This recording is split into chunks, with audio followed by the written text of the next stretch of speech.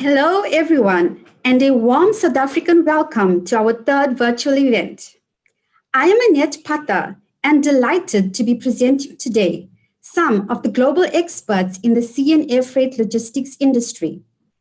How many of you have faced challenges, learnt lessons in the wake of the first phase of COVID-19, a global pandemic that has just caused major supply chain disruptions, scrambling normal data patterns, and leaving us wondering where to from here? We are here to help you. In today's webinar, you will gain valuable knowledge from our expert panel as we unpack these challenges and understand the constraints. Please join us as we analyze the weak points and learn how to build resilience and rise above these challenges. An active chat box is available during the webinar to raise your questions. At the end of our webinar, you will further engage with our panel in the Q&A session. We want to hear from you, so please feel free to be as interactive as possible. Our first guest speaker for today is one of the pioneers in the South African logistics industry. Please welcome Mr. Peter Besnard, the CEO of SASOA.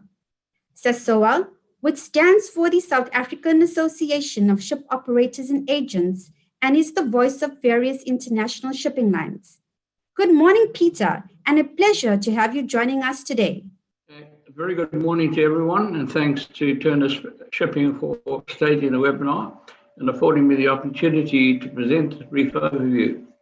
For those that don't know me, I'm Peter Besnard, CEO of SASOA, South African Association of Ships Operators and Agents, a Section 21 company founded in 2007 out of a merger of ASABOSA, Association of Ship Agents and Brokers of Southern Africa, and founded in 1970, and ASL, Association of Shipping Lines, founded in 1975.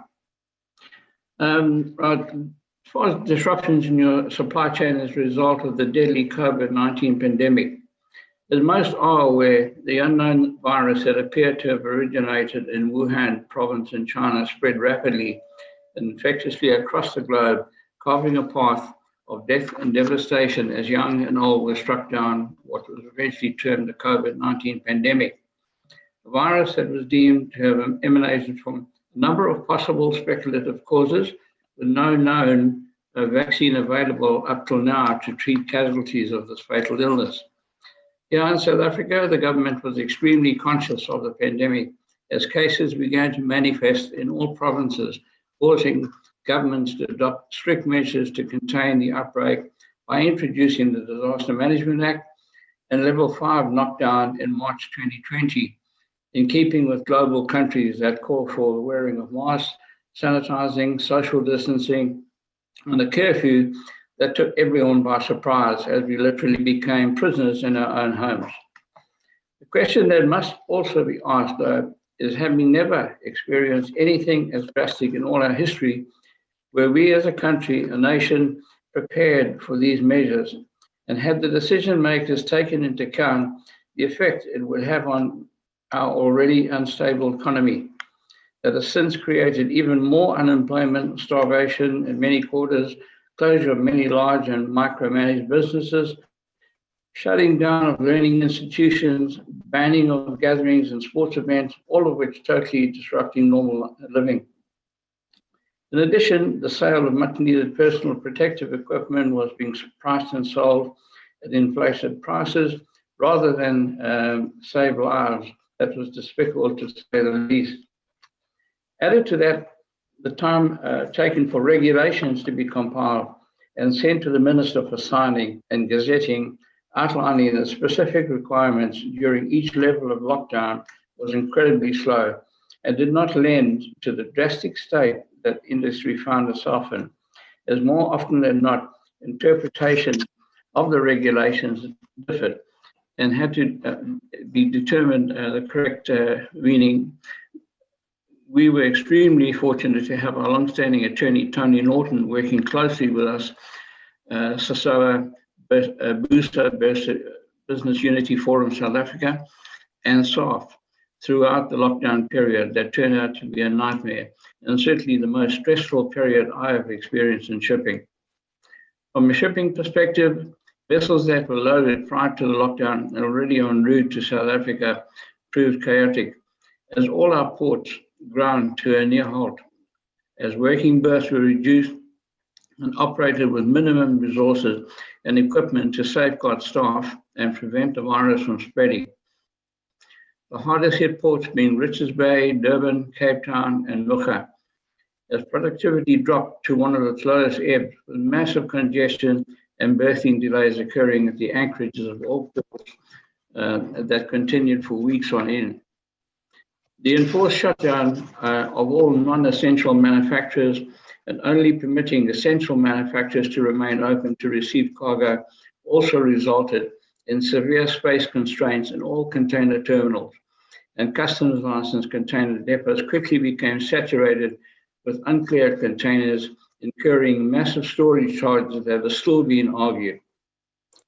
Confusion also reigned as customs and SAP's interpretation of regulations differed, resulting in non-movement of cargo, and BUSA having to engage with ministers and council to resolve disputes and permit containerized and other cargo movement out of the terminal and ports.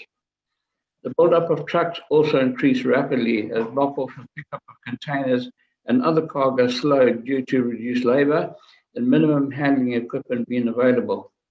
Again, we must question whether the experienced shipping people were ever called in during the structuring of the regulations or understood the complexities of shipping and, above all, port-related working. The shutting down of non-essential businesses whose containers and other were placed in storage was another overlooked scenario, as in many instances, these containers contained raw material that were to become much needed essential products. The cruise industry is another sector that has been extremely hard hit, as they were still operating in season when the lockdown came, with many vessels with passengers on board were prevented from calling at ports until a concession was eventually made, allowing vessels to berth, take on stores, supplies, bunkers, and passengers to disembark and be transported directly to airports to board specially chartered flights. Many cruise operators have since laid up vessels with a skeleton crew on board, with a large number of passenger vessels also finding their way to breakers' yards in Turkey, India, and other such places, resulting in thousands of crewing jobs being lost as a result. Some cruise lines on the verge of bankruptcy and needing bailouts from governments to survive. Container lines, import and export liftings also dropping drastically as a result of the global lockdown and factory closures. This resulted in increased evacuation of empty containers through the terminals to reduce depot storage costs, and vessels sailing light on their return voyage to their home ports.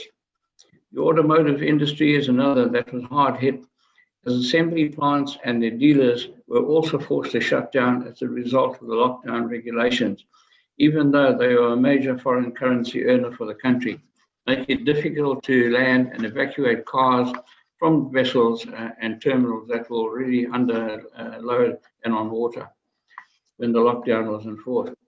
Citrus exporters employing 90,000 staff countrywide suffering the same fate, but managed to see the season through with much pushing and shoving with ministers and port authorities. The arrival of much needed new equipment too was also seriously affected by the lockdown. They're still under assembly in the ports of Durban and Cape Town.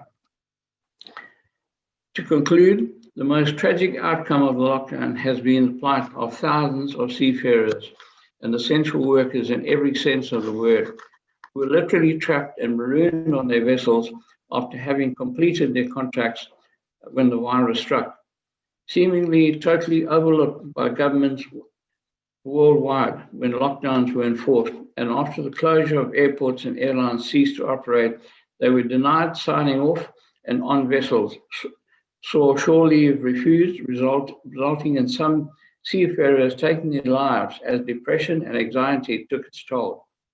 Try as we did with the International Chamber of Shipping, IMO, International Maritime Organization, SASOA, SAMSA, South African Maritime Safety Association, FNASBA, which is a federation we belong to, and NDOT, all working tirelessly to overcome the many hurdles to free these essential workers from vessels was a massive challenge, especially when considering that 90% of global cargo is carried by ships.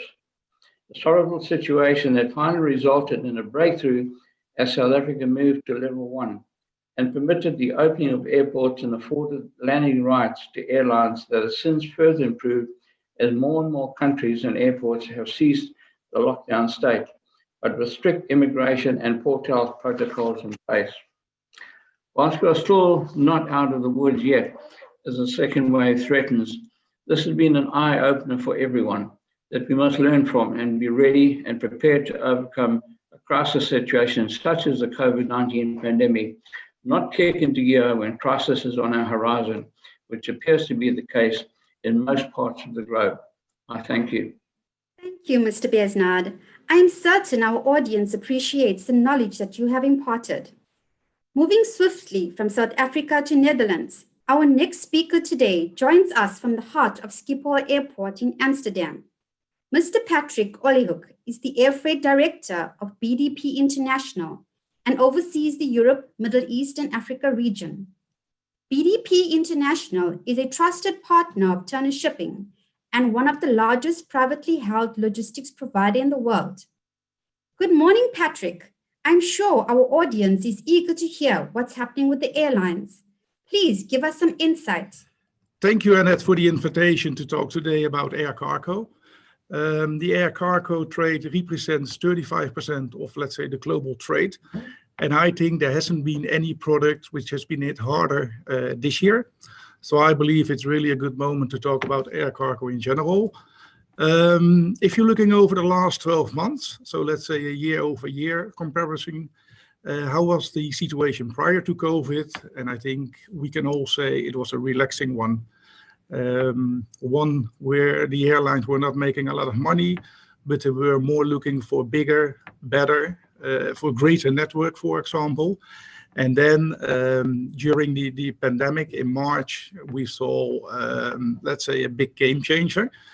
We have seen the travel ban starting in March. And for example, if you talk about certain trades, you saw a capacity reduction of 70 to 80%. So we all understand the huge impact by that. In air cargo, certain figures are very important. We talk about demand, so how much cargo is being shipped. We talk about the capacity. We talk about loading factors, and at the end, this is resulting in a certain yield. So if we take a picture closer, let's say from March till September, then we really see a decline, a massive decline of income in general on the passenger side. But of course, we also saw that on the demand. The demand in September is minus 13%. So the gap is closer when we were coming from 25 to minus 30%. The capacity globally is between minus 28 and minus 30%. So that means for September, there is still a gap at the front of capacity between 15 to 20%. The loading factors by that were just improving, close to 60, 70% for the, let's say, the majority of the carriers. And the income of the airline was plus 60%. So you can understand if the income is plus 60%, that the rates are, let's say, at a very expensive level. And I think we come at a certain moment where shippers were looking for restructuring their supply chain, maybe with nearshoring, or maybe to look at other modalities. At least they come to a point where they question themselves, can we still afford the rate we are paying per kilo for the product? I also I showed you one picture about Africa, because Africa is besides Asia Pacific, maybe one of the best kits in the class. If you're just looking to the cargo tonnage, where we see a decline of let's say, globally minus 30%, we see it in August, for example, in Africa, it's almost equal. So here you can see that the cargo tonnage is still okay. And I think even on some lanes, let's pick the Africa to Asia lane, you see a big improvement compared to last year. So that means that's really a lane with a lot of demand and overachieving the capacity. What I said, for certain verticals, you need to consider, hey, can we still manage the cargo for certain prices? And there you see some heavy developments. General cargo, that's really, let's say, including a lot of commodities. For example, e-commerce. E-commerce is one of the growing verticals. It has been over plus 65% for this year, and we can actually say that the e-commerce accelerate the trend with 5 years. Some other products which are not doing that well, for example, is dangerous goods. I don't think that's really a surprise for me, because I think a lot of chemical suppliers, they don't have really a budget. At least, they try to limit as much as possible, and that product is easier being shipped to, for example, ocean freight or to rail transport. But in general, I would say that let's say the whole COVID impact is looking for a restructuring of the industry. The landscape will change. We see it already here, for example, in Europe. We have some major airports on the passenger side: Frankfurt, Amsterdam, Heathrow, Paris. But at the end, these are not known really as air cargo airports. So with that being said, is that airports need to make decisions if they would like to deal with freighter companies or not, because they see still freighter, let's say, as dirty cargo, which they prefer to put in the corner at the airport. So what you, for example, see Amsterdam, we do have issues with the slots, because we have a maximum of 500,000 per year. But even then, we have a decline on the passengers machine. They still don't want to change the slot into freighter opportunities. And that is the reason that, for example, in Belgium, where you have Brussels airport, but for example, also Liège airport, that the freighter operations is moving into that area. We have, of course, Cargolux in Luxembourg. We have Emirates and Qatar in Liège. We have Turkish Airlines and Emirates in Maastricht. So what I would like to say is the freighter operations are moving to smaller airports. So the bleeding is really done on the passenger side. And even if some airlines, they do have a freighter operations, they can't avoid the big gap, because we need to understand that the decline in income, it's about 80%, 80. And from an operational point of view, the reduction is 50%. So still there is a big gap between income and cost in a negative way. If we take a closer look about what are the airline developments, I showed you a top 11. Of course, or let's say without saying, there are a lot of carriers involved from the Middle East. The number one since some while, it's Qatar Airways. And as you can see, Qatar Airways still moves a lot of cargo despite the pandemic. That has to do that, for example, every week also in this year, they will launch a new airplane, for example. Qatar was one of the airlines which shipped a lot of protection material, also from the Far East to the Middle East. So at the end, they used also the airplanes as mini freighters, right? So they were loading all the goods in the belly, but also in a number of opportunities, they were using the chairs, or they were removing the chairs and to put some freight there. Or for protection material, you can put, let's say, a box of 8 kilos, you can put it on the chairs, and Qatar was really moving in that direction. And besides that, they have a significant freighter network. If you look about the developments about FedEx and for UPS, for example, these companies, they are really focused on the e-commerce, and e-commerce can be shipped by those courier companies, but also it is being shipped in consolidation. So actually you don't really see that kind of product. I think they have really the best timing for them. I expect that they keep on growing. They keep on implementing all kind of digital system. They try to optimize it. And I think that even for next year, we will not see a change over there, only that they will order some new airplanes. One of the top players, Emirates, for example, I think they has been hit very hard during the COVID. You can see that in the numbers. They're really flying daily or double daily from Düsseldorf, for example, into the Middle East, into Dubai, and there you see a heavy reduction. At the end, if you look into the aircraft with more than 100 A380s, it has been hit. I don't know. I think, at the ultimate, it's really unbelievable how hard. So we all understand that a lot of restructuring is going on from that area. Maybe to pick another one, I think Lufthansa, and that's what you can also see. Lufthansa, we always think about the same colors, right? They are rebranding it, by the way, but we should not forget that Austrian airline, Swiss airline, Brussels airline is part of that, Eurowings. So they were looking before the pandemic, they were looking in a lot of cases in Germany from an oligopoly position into a monopoly position, because they had partnership with United Airlines, for example. So they were the biggest airline with the corporations of United into the USA. Same into Japan with ANA, Japanese airlines. So I think they were looking for bigger, better, optimizing the network. But I think everything has been changed during the COVID, and they will reduce at least 100 aircraft. That's what they are going to do.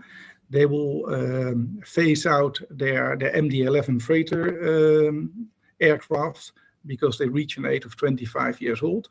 Most probably they will implement two Boeing 777. But at the end, they will reduce a lot of belly capacity. And we need to understand, in the air cargo industry, we need that capacity on the belly, which was normally between 45 to 50%. And you can understand, now we don't have those 45 to 50% anymore. That capacity is key in this situation. At BDP, we are looking and working out a certain outlook. It's per month, but maybe we can highlight some regions. To start, where I'm located in Amsterdam with the Europe region. If you really look per destination, then we see a lot of constraints into USA. That market, the transatlantic, was always 50% for the belly capacity. And now you really see that from this side, that we might have challenges, or we do have challenges in this period to get your freight in time in the USA. So you pay a premium price. To give you an example, 3 weeks ago, we paid €3, and now I see rates of 6-7 euros already. So in this period of the time, and we haven't seen that before. But all because of the restrictions of the passengers machine. And of course, some companies are launching, and working and operating with the mini freighters. But at the end, a PAX machine can only manage the most of them between 11 and 13 ULD. So that means you can carry 30 ton approximately. Some can do 20, some can do 40. But that means you need to have a certain rate in place to make it, profitable on those lanes. Europe to Asia, for example, now there is a lot of capacity, especially into China. That has to do because the airlines like to have their airplanes in China, because the freight out of China and Asia into USA or into Europe is at a very high level. From Asia into America, it's even improving compared to last year. So that's the number one lane. We understand about the tech products, about the Sonys, about the iPhones, etc., etc. but also, of course, a lot of protection material. So that lane is really heavy constraints, and the same into Europe, where you see the rates climbing week by week. Asia in general, it's quite busy. To South America, you really need to consider a booking window of 5 to 10 days to work with. And to be honest, normally we are sitting in a traditional peak. So we expect that this one also will continue for the coming weeks. But I believe also if you're looking to next year, for example, one trade which we can maybe go a little bit in depth, it's about Africa and Turkey. We are using this slide mainly for our Turkey setup because we are in Turkey and top 5 freight forwarder in air freight. So that means Turkey is always, let's say, a heavy concentration of business. It goes without saying that Africa itself, the continent, it's quite reasonable, although South Africa, it is all very limited, because we understand that South African Airways, they suspended their flights already a while ago. For sure, it has to do with the travel ban, etc., etc. But I think also because of the financial situation, because over the last 3 years, they made really huge losses, and even over a decade, I think there wasn't a single year which was profitable. So booking your freight into South Africa, of course, the freighters, they are still allowed to manage that kind of shipments. But from a freighter perspective, if I talk, for example, about Cargolux, and then, you know, they increased from 2 times to 3 times a week to Johannesburg a few months ago, they now have serious issues with the pilots, for example, because they need to go in quarantine. They don't want to fly with Christmas days all the time. So you will see that Johannesburg, it's really a destination full of constraints. You see a lot of companies are working with mini charters. British Airways, for example, is offering this on a regular basis, just to make sure that still the cargo is being connected to South Africa. On the other way around, if you really talk about the export from South Africa, of course, it is more limited because we don't see always direct connections. So in most of the cases, you need to work mainly via the Middle East carriers, like Qatar Airways, like Emirates, like Turkish Airlines, for example, because they are the one with the most frequent connection into South Africa. But I also saw, for example, that a carrier like Etihad will stop serving Johannesburg. So I think that area, we will see a lot of developments. I think if one is stopping, somebody else will open the doors, and I think that area it's really in development. And I would not be surprised if, for example, a carrier like Airbridge will open their flights again into that area, at least to make sure to optimize the possibilities which are out there. If you ask me how is this, let's say, the outlook for 2021, I believe that it will be challenging. It will be challenging from a demand perspective. The demand at this moment, it's reasonable. In air cargo, we are looking and checking a lot with the PMI, with the Purchase Manager Index. That's part of the Institute Supply Chain Management. And what does that mean? The PMI will give you a certain index based on the export orders. Let's say how the outlook is looking for the coming weeks or a few months ahead. And they are working with an index. If it's 50, then it's equal. If it's 51, the business is growing. And everything between 50, it is lower than it was before. And if you look at the PMI of Africa, you see it's really coming from 35 all the way to 50 almost. So you see there is really a good trend in the export orders. And if you just check the PMI export orders over the last 10 years, it is the same with the demand of cargo on air freight. And that is why the air freight industry the air freight industry in cargo is really looking at the PMI. So I think from a demand perspective, it will be challenging because I expect a higher demand. Of course, we need to look at a second or third wave. Of course, you know, we don't have a crystal ball, but I'm pretty convinced that the industry and the suppliers will do more business than over the last 6 months. So that's one. I think from a capacity perspective, I don't expect big improvements. I know that there will be mini freighters. I know there will be conversions from passenger flights into freighter machines, but at the end, the capacity will increase step by step and very slow. I think by being said those two things, then we have a third scenario, and of course that's the vaccine. So I think looking at the vaccine, no matter if it will be moved in December or January or April, at a certain moment it will disrupt the market again. According to IATA, they were looking to 8,000 freighter flights of 747s.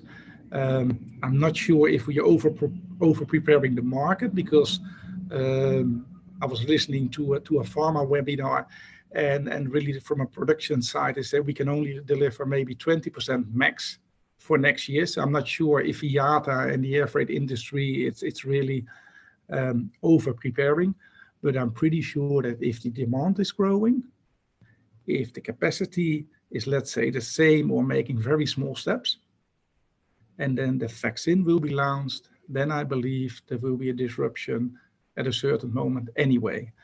And from my perspective, how are we working as a freight forwarder towards this kind of industry? Because I think it's really a toxic market. I think there are certain scenarios, and that's what you see already on the market. From a large perspective, companies are really making sure they have their charter network. So they're running and controlling their own charter network. That's what you can see. Of course, they like to pick also something from the vaccine release. But this is how they control the capacity, but also the pricing. The other way around, or let's say the other version as alternative, is what BDP is doing, working more with contracts, working with hard block agreements on certain trade pairs. For example, from Amsterdam to Chicago, to give it a name, we make sure we have 10-ton capacity per week, and it's up to BDP how to fulfill the contract. But by doing that, you have a stable rate, you have access to capacity, and normally you have a superior service. Because from a freighter point of view, the airline will not cancel it. If you talk about passengers machine, they have the ability, if there is not enough freight, they can easily cancel it 6 hours before departure. And that's the difference. So even if you look about certain guarantees, the freighter options give you much more clarification about that. One other setup, it's the mini charters, what we discussed. They mainly can carry 20 to 40 ton. It depends per route, how accessible it is. But they can normally, let's say, be operational in 2-3 days, because they also need the landing rights, they need the crew, etc., etc. And I think there's also another opportunity just to work ad hoc basis. And I think that's what the majority of the market is doing. I'm not sure if this is the best way. It really depends about what kind of volume are you shipping. If I would be a customer and I have, let's say, a reasonable volume, I would focus on my top 10, make sure that I have a certain validity. It can be 1 month, it can be 2 months. I don't expect you get a longer validity from your forwarder, but just fix the rates for 2 months with a certain service, a certain routing, because then you have the access to capacity. And I would say the rest, I would just base it as a spot basis, even for your larger commitment. And then once you have 10 tons or 20 tons per shipment, you can go out to the market. But at least your top 10, it's really covered in terms of service, in terms of stability, and in terms of routing. And I think, you know, that's, let's say, my message for today. Don't be afraid to look forward, because I think we all at the same position. And I think, you know, from a forwarder's perspective, we are here to help you. We don't wave away all kind of let's say, suggestions, because at the end we know that the customer is looking to stability. And I think still, although next year is looking very challenging, I think we still can offer this kind of solution for you. Thank you, Patrick. Let's hope our national carrier, SAA, is back up in the air soon. We now move forward from Netherlands to China. Our last speaker joins us today from Kwai Chung, Hong Kong. Mr. Jacques Chuan is the manager of BDP International and is responsible for the freight forwarding operations in Hong Kong and South China. Good afternoon, Jacques. It is indeed a challenge to decipher the peaks and troughs in the Chinese market. Please help explain these contributing factors. Good morning, everyone. Thank you for having me to discuss about the supply chain impact of COVID-19. I'll begin with giving you the current market on a macro view. Since the beginning of the outbreak in January 2020, we have seen the global trade has been contracting over time. There's been a lot of lockdown in Asia, in the Western country, in particular US, Europe, or even Africa. As a result, the production reduced quite a lot in many parts of the world. We have seen the export has been reducing, whether it's from China or from the Western world. So at the same time, we have seen carrier has been managing the supply and demand. In particular, they are manipulating the sailing. They are practicing blank sailing in many trade lanes around the world. In particular, in Asia, outbound to Europe or US or Africa countries. During this period of time, the fuel cost has been relatively stable or even lower than before. This will be a boost to the carrier and also a benefit to the shipper. 2 months after the outbreak in China, we have seen China has done a very good job in controlling the pandemic. By May or June, the outbreak is almost came to a 2-digit new cases per day. So it is a very good result for the China to control the pandemic. As a result, we see a lot of the manufacturing coming back to normal. Exports start to again to many countries. But unfortunately, there's a resurgence of new cases in many countries, in particular US and Europe. We call it the second or third wave of pandemic. As a result, the lockdown, we have another series of lockdown in many countries, in particular Europe and US. But at the same time, we are moving to the third or fourth quarter of the year. We see US and Europe catching up a lot of the backlog for PPE, personal protective equipment, also e-commerce cargo and consumer product. They're scrambling to back order a lot of this product before the end of the year, or so-called the festivity month in December. The lockdown has resulted in cutting a lot of the passenger flight between Asia and Western world. As a result, the air capacity reduced quite a bit. Some of the shippers, they shift the cargo to ocean as a result. So we see the demand for ocean cargo increase steadily. So going back to the trading between Asia and to the Western world, in particular, I refer to the U.S. Trans-Pacific eastbound.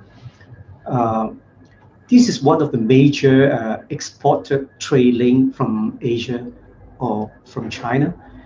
It consists almost like 30% of the global trade around the world. The other one is the China to Europe. It's also consists of almost 30% of the global trade. So if US demand is increasing or Europe demand is increasing, that will have a ripple effect on other trade links, for example, to Africa, South Africa, Middle East. All this will be affected. For the US Trans-Pacific eastbound for West Coast and East Coast, we see there's an increase of 21% and 17% year on year. At the same time, we see a lot of port congestion around the world. That's also including South Africa. A lot of the empty containers stranded in many countries because of the lockdown, because of the work from home. Many people have lesser working hours in outside. So in effect, lesser cargo coming back to Asia and lesser container coming back to Asia. So we see there's a severe shortage of empty containers in Asia right now, in particular China. As a result, carrier capitalized on this situation. We see the operating margin increase from 3% to 9% in the second of 2020. And a lot of people predict this year, 2020, will be one of the best year for carrier in terms of profit. I mean, because of they are capitalizing on this particular situation. Here, I would like to share a few index about the World Container Index and the Shanghai Containerized Freight Index, which illustrated rates has been increasing. Ocean freight rate has been increasing since January, so it's increased quite dramatically. And also the bunker price has been dropping or hovering on a very steady low level over the past few months. Going back to the China origin situation, blank sailing remains.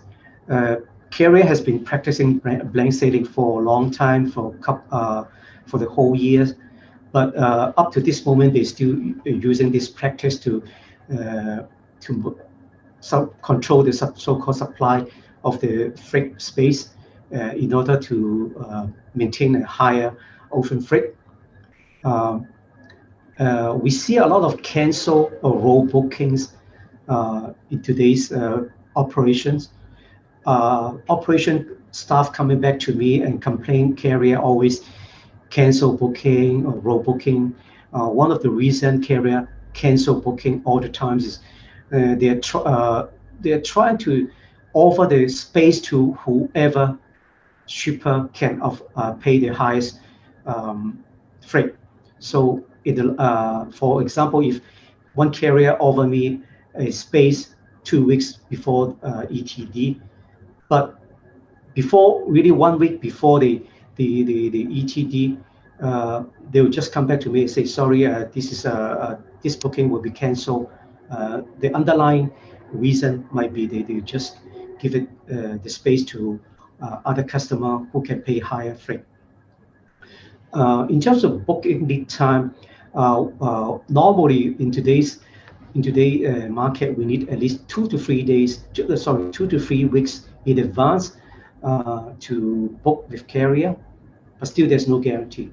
For example, for the market export from here, Asia, China to US, we're talking about 4 weeks in advance. We are booking for the cargo departing late December, in the 3rd or 4th week of December. We are now doing this.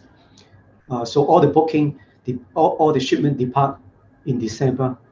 It's almost all booked.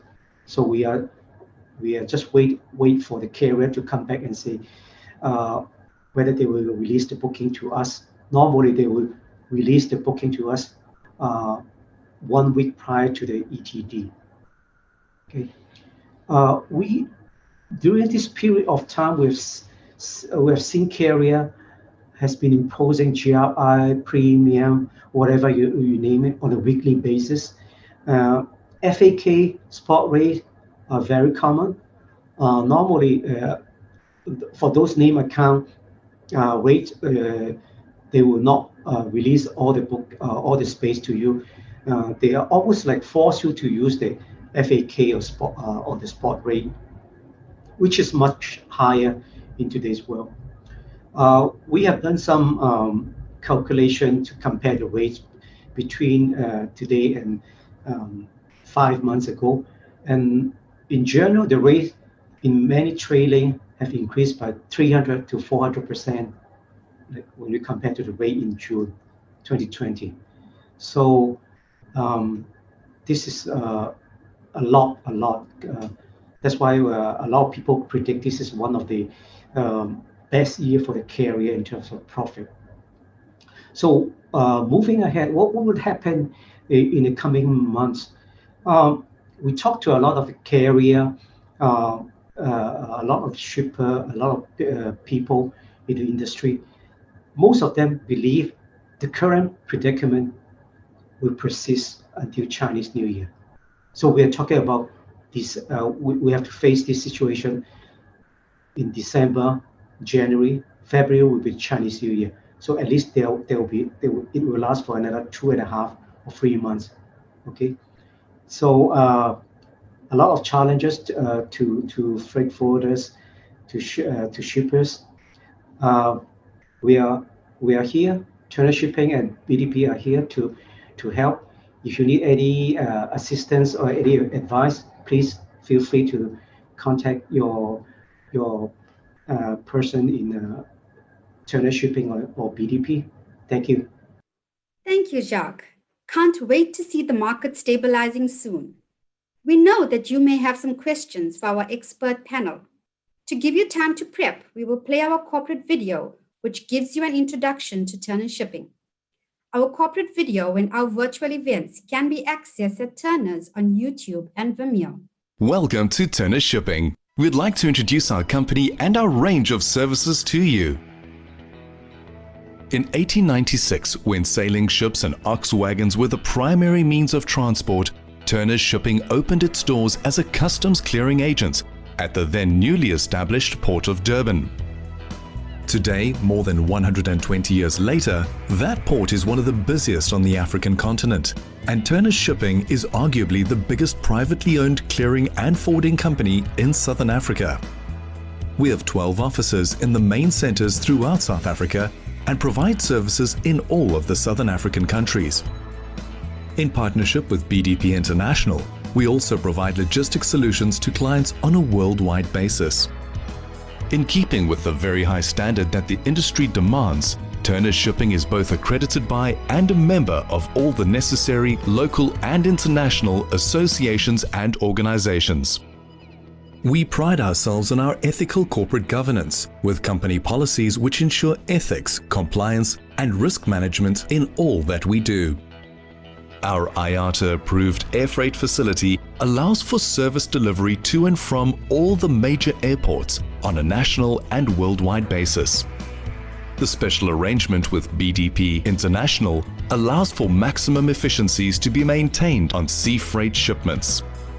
Road freight deliveries are undertaken for both local and international shipments, which attend to and conform to all Incoterm requirements, ensuring that cargo is successfully collected and delivered on a full or part load basis is the objective and foundation of our logistics excellence. Turner Shipping also provides a range of specialized value-added services, and our team of specialists are well versed in all the complex customs and excise regulations and requirements. We have established an excellent network of logistics partners throughout Africa, enabling us to operate effectively in a challenging environment. All shipments need to be covered by insurance, and through our business partners at JLT Group, we are able to provide our clients with a comprehensive and tailor-made marine insurance package. While customs clearing remains our core business, we pride ourselves on the expertise in the wider world of logistics management, ensuring both imports and exports are correctly and adequately attended to by our team of professionals. Trade finance is an additional value-added service offered by Turner's Shipping. We provide procurement finance to both importers and exporters on a 120-day basis. Large and outsized project-type shipments are managed from source to destination by our Project Freight division. Our nationwide warehousing division can attend to all storage and distribution needs on a national basis. In short, Turner's Shipping offers a full range of logistics services to and from any location on the planet. Our real-time track and trace system enables us to provide up-to-date shipment status reports on a 24/7 basis. Through the Turner's Training Academy, our own staff members and those of our clients can extend their skills and be educated in all aspects of the customs clearing and freight forwarding industries. We readily embrace sustainability and contribute to efforts as we look forward to a greener planet. Turner's Shipping's promise to clients is to ensure that we always meet their requirements with industry professionalism and service excellence. We look forward to providing logistics management solutions for you. To kickstart today's Q&A session, our first question is from Anonymous to Peter. Dear Peter, I would just like an update of what engagements have been made by SASOA to address the following concerns faced by the industry in respect of the turnaround of containers and berthing delays under the current constraints. Good morning, everyone. As far as turnaround the containers are concerned, you are generally allowed 7 days, from receipt to get that container back into the stack. Most shipping lines are insistent that 30 days the container has to be reloaded again and sent out, obviously because of the cost factor in container depots. As far as the port is concerned, you're allowed 3 free days in the terminal. Otherwise, the container goes on to overstay. It then goes into a customs licensed depot until the goods are cleared. In that aspect, you have 28 days as far as customs are concerned to clear the goods. Otherwise, it's turned over to customs and it goes on to into the state's warehouse, where it'll eventually be auctioned. But as far as the turnaround of containers, the shipping lines are equally as intense about getting containers turned around and back into the circuit again, so for reloading and shipment to other ports. Also, you have occasions where there's demand areas, and we try and get those containers moving and loaded. My old company, Evergreen, are insistent that any unused export container, unused slot rather, on a vessel is capped off with an empty container, and that's repositioned back to the load port, where they go into container depots. They are prepared, and the containers are turned around. As far as the Durban situation is concerned, our state warehouse, as you're aware, is quite congested, and it's a little slow as far as getting containers out of the state's warehouse and back into circulation. We also have a number of government agencies that are involved in the stopping of containers and doing tailgate inspections, full unpack repacks to determine what cargo is in the container, where there could be counterfeit drugs, etc., etc. And those do take a little longer to turn around and get back into circulation. Our next question is for Patrick. Hi, Patrick. What is the impact on trade by our national carrier, South African Airways, being grounded? Well, Annette, I think the impact is definitely, it's there. I think it's a significant impact. I think especially on the direct flights.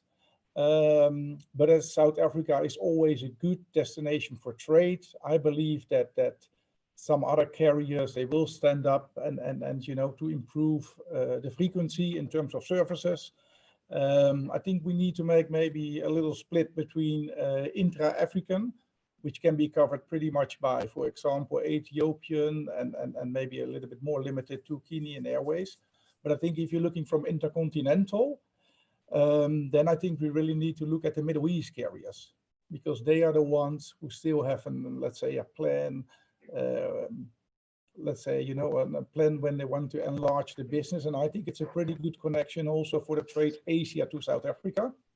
One thing what you see, especially over the last few years, and that's a code sharing.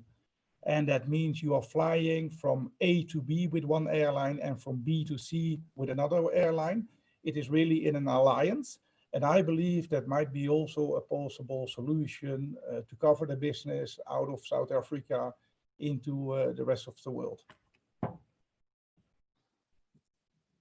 Thank you, Patrick. Next question is from Dr. Jenny J. And I think this will be for Peter. Please advise what measures have been taken to pressurize our ports, especially Durban, to resolve the congestion problems. Example, is industry lobbying Transnet about this? Yeah, just to enlighten everyone, in August 2019, well, in fact, it started earlier, there was a dramatic drop-off in productivity. There were many factors that came into play, and we were not making great headway. But between SAF, which is South African Association of Freight Forwarders, and SASOA, we sent a combined letter to the state president.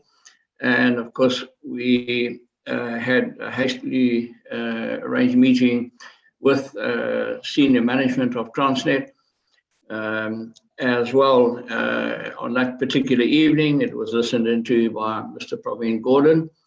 And that has basically resulted in the purchase of new equipment in all ports, that is reach stackers, straddle carriers, the new mobile cranes, etc., that are many have arrived, and some are still to arrive. But it has definitely given it the necessary impetus that we had been hoping for a long while. As most may know or aware, it even reached carte blanche, which is quite a forceful program on a Sunday evening. It covers a lot of topics. And then we believe that also made a big impact in stressing the need to improve productivity and general turnaround of vessels in the port. Thanks, Peter. Our next question is for Jacques. In your opinion, at this stage of the pandemic, how can I, as an importer, approve my lead times due to sailing delays? Is there anything more I can control or do as an importer to improve this? Thanks, Annette. I think, as I said, the ocean shipping industry is under an unprecedented challenge. Everyone needs to think out of the box, beyond the traditional thinking, in order to minimize all the disruption. So we really encourage customer or South Africa importer to add more buffer to the supply chain and focus on the priority cargo, knowing there's a very high likelihood of rolling booking. The other thing is importer should also talk to the supplier, push for the shipment to be early available in anticipating any disruption. As I mentioned, we need to book most of the booking in advance for at least 14 days. This will be ensured by your agent or your forwarders at origin. So you need to make sure they have this practice. As an importer, you also have to prepare for a budget to pay for FAK or spot rate, or even sometimes air freight. You need to have this in preparation in advance. In terms of route optimization, what it means is we should try to book to the nearest mother port, not the feeder port, not using the feeder port. Try to minimize any possible disruption between the feeder port to the mother port. So because in today's market, there a lot of the ports have a lot of congestions. We try to minimize using less transshipment port. Road transportation is preferable than barge transportation to the mother ports. We also advise customer select a shipment routing with lesser transshipment port. Most of the shipment, if it's moved from Hong Kong or China to South Africa, most likely it will transship. They will have one transshipment in Singapore or Malaysia. But some of the carrier, there are much more transshipment port before they arrive Cape Town or Durban. So try to select those carrier or which will offer more direct or lesser transshipment ports along the way to South Africa. Yeah, this is hopefully this is my advice. Hopefully that will help customer. Thanks, Sharks. That is awesome. Our next question is for Patrick. How can we plan for the capacity issues and space constraints? I think, Annette, it's really depending on the needs of your business. What kind of volume do you represent? What kind of port pairs are involved? I think from a customer perspective, I would focus, let's say, on my top lanes, because we see the rates are really changing quickly. And I think if you focus on your top lanes, I think you can still get a certain validity. That can be 1 month, it can be 2 months, but I think at this stage, you don't get a longer validity. I think if you're just looking back from March to October, to be honest, we haven't seen one single air freight tender because the market was not ready. That is changing a bit, so therefore look at a certain validity. Make sure you have a great service in place. All the forwarders at this moment, they need to be agile and they need to deliver speed because that's a must in these days. And furthermore, give also your logistics suppliers, give them some liberty in terms of offering multiple solutions. Within air cargo, we know the value is high, we know there is speed in place, and they're always looking for, let's say, a next day departure within 48 hours. But I think, especially if you're looking to the outlook, make sure that we have some more time, a booking window of 5 to 7 days, that you have a certain uplift in place. So don't look for next day out, make sure your supply chain is ready for a longer transit, to make sure you still have a reasonable pricing in place for your business.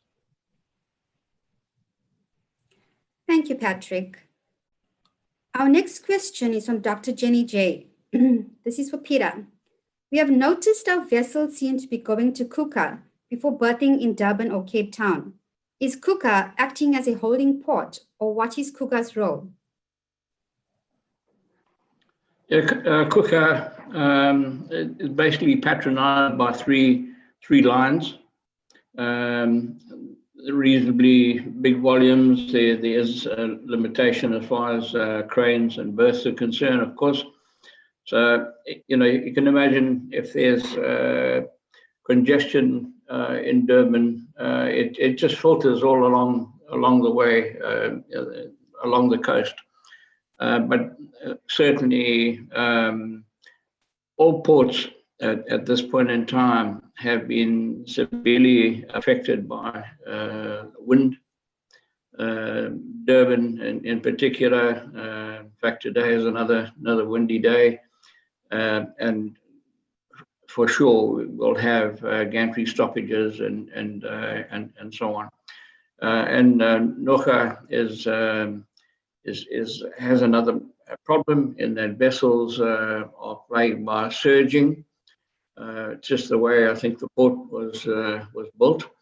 So vessels move along the quay, and the Transnet did go to take measures rather to try and overcome that problem by installing the Moormaster berthing system on one of the berths. That has helped to a certain degree, but they're also in the market at the moment now for line tensioners to try and assist and overcome that problem. So you have these interferences that pop up, all the time, and if you have one port that's congested, it as I mentioned earlier, just filters down to all the other ports, and it becomes a very difficult thing to overcome, and causes the kind of delays that we see from time to time, and ultimately vessels piling up at the anchorage. Thank you so much, Peter. And that's the last question we have time for today. Okay, any unanswered questions, we will reply to you on email. I see there's a few more popping up. Unfortunately, time does not permit, and we will send through on email to you. My message for you today as the freight forwarding manager for Turner Shipping: forecasting and planning in conjunction with your freight forwarder is the key element to a successful delivery. Technology-driven freight forwarders provide you with business solutions for full end-to-end visibility for your supply chain. I hope you enjoyed interacting with our guest speakers today as much as I did. Before we conclude, I would like to say a special thank you to Turner's Conference, Kerry von Mani and Jill Slaughter for arranging today's virtual event. Turner's Training Academy, Renee Naidu, for coordinating the webinar with Turner's Conference. Our guest speakers, Mr. Jacques Chan, Patrick Ollyhoek, and Mr. Peter Besnard.